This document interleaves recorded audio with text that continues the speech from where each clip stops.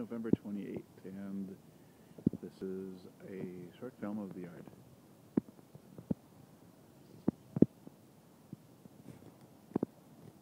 I'd like to give a handpost spin.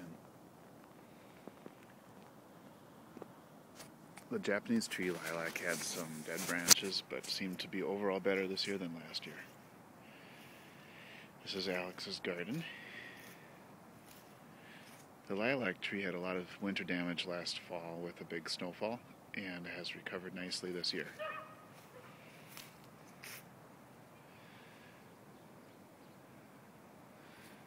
The replanted euonymus bushes did well.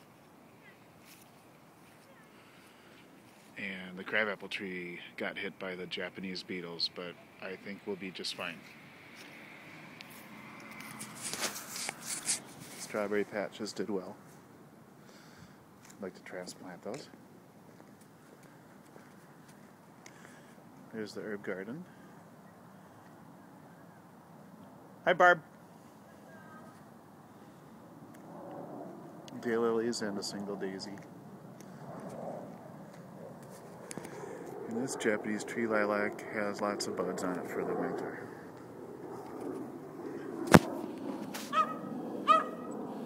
The sedum can be split in the spring and move the black-eyed Susans to across the border. That would be good. Potentially plant some more of the variegated irises.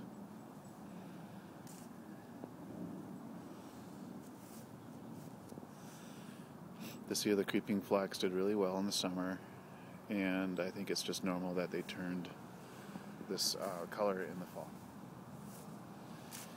The three Pinky Winky hydrangeas are doing well, and next year maybe they'll start to grow a lot more. The 7 astilbes are beautiful in the fall. We planted these 4 clumps of daisies from Jill Brewer. Here's the 4th one. And plus the one I have from seed over here. I think this is the 3rd year. That's actually 3 plants grown together. In here we have planted many tulips. So we'll have a batch coming up there, and here, and here, and here, and then spread out all through there. One of our favorite plants all year round is this geranium.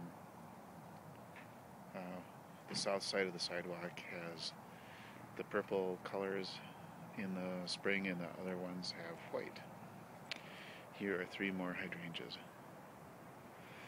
And the birch tree this fall kept its leaves a lot longer than last year, so it seems to have recovered or recovering from the transplant. And this elm tree is really hit hard by the Japanese beetles. Here is a geranium from Cece that was very stressed when we planted it, but is now quite healthy. The variegated irises by the front door did really well, despite the fact that they were covered most of the summer by zinnias that were approaching 6 feet tall here by the planter. Alex has made a planter arrangement. Thank you, Alex. Next year we'd like to plant a lot more alyssum. Right now they have withered away pretty much from the frost, but you can see that they provided a lot of interest right along the sidewalk. The 3 shrubs along the base of this tree have turned bronze, which I think is normal, but I will keep an eye on them. I think they're called Russian cypress, and I forgot the other names of them. The snapdragons have a lot of hardiness for cold weather. We've had a couple days into the 20s already, and they're still green, just like the daisies and the lamium here, which is really nice looking. The potentilla recovered quite a bit this summer, and we'll see how it does next year. And these are new this year, the 2 Spirea, Fujiana Spirea, or Corian Spirea. Up here we have the 7 Forsythia, and they have quite a bit of buds ready to go in the spring for yellow flowers. We planted purple colored, the 2 varieties of bulbs in this area here. The Fiesta Maple really grew a lot this year, and we're hoping next year that the Autumn Blaze Maple will grow.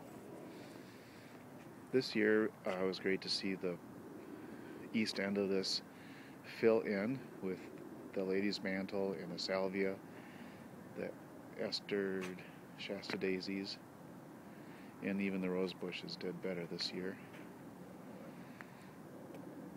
The Black-Eyed Susan or Rudbeckia, we have 3 of these plants, and they did well this summer. What did not do well is blue oat grass. One of them died. We yanked it out.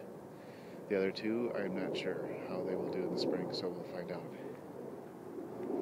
We have 2 more, 3 varieties of, 1 more variety of the Weigelas, and the yews, Taunton yews that are around the honey locust.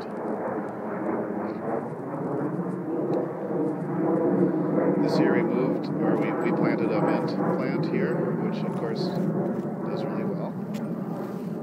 And Pachysandrum around the base of the magnolia. That did poorly in the spring, but really came around in the summer.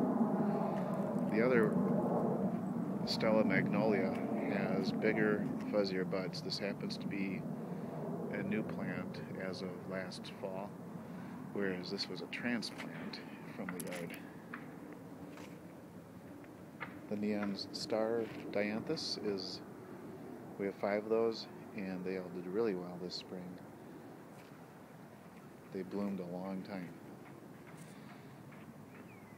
Our penstemon plants did great, and I'd like to see more of those, so we'll probably split them. Here's an example of how the alyssum looked. This one is more protected, and so it has less frost damage. The Spirea looks great back here. I'd like it to be taller for an obvious reason. And we have some nice grasses. The Carl Forster featherweed grass is a wonderful plant, and I'd like to split that one to put more of a screen in this area. We actually have 3. This early summer, Alex planted this one from the backyard. We have 2 more of the Pinky Winky hydrangeas. The 9-bark was really a fun plant this year. We have 3 of those, 1 and 2 and 3. This, whatever it's called, iris of some sort, was an amazing plant. Really great plant.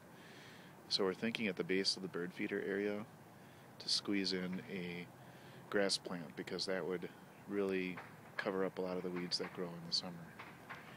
The Autumn Blaze Maple grew a lot this summer, and it's been a nice tree.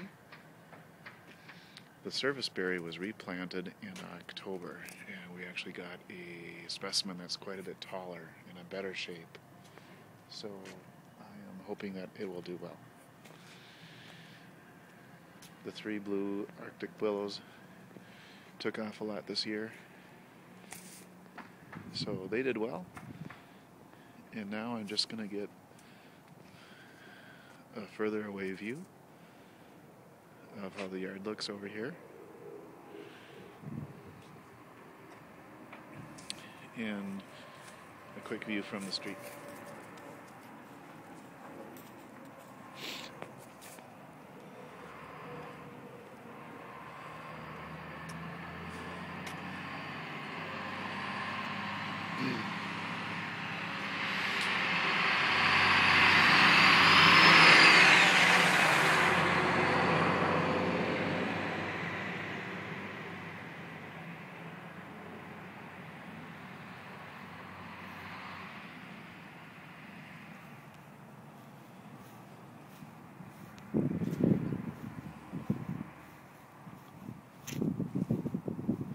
A lot of construction this year, with 4 houses being rebuilt right around our block.